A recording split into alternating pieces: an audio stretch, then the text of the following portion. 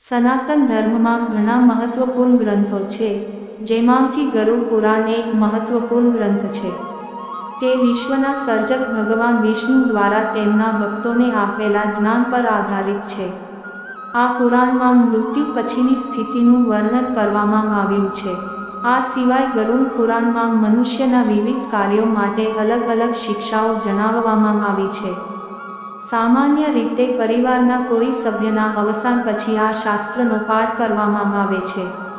આનાથી આત્માને મોક્ષ મળે છે અને ઘરની શુદ્ધિ થાય છે.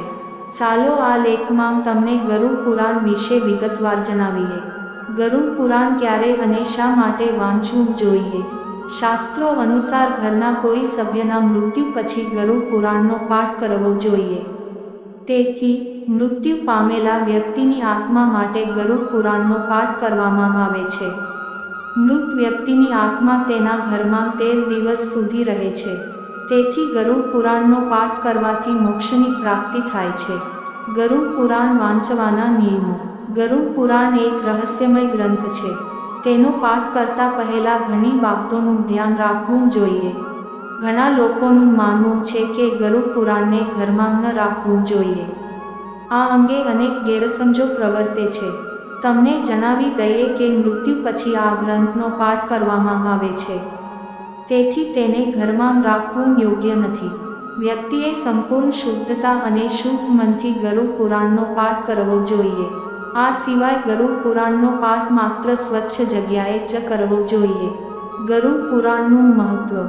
ગરુડ પુરાણ 18 મહાપુરાણોમાંનું એક છે. આ ગ્રંથમાં 19,000 શ્લોક છે, જેમાંથી 7,000 શ્લોક માનવ જીવન સાથે સંબંધિત છે. તેમાં નરક, સ્વર્ગ, રહસ્ય, નીતિ, ધર્મ અને જ્ઞાનનો ઉલ્લેખ છે.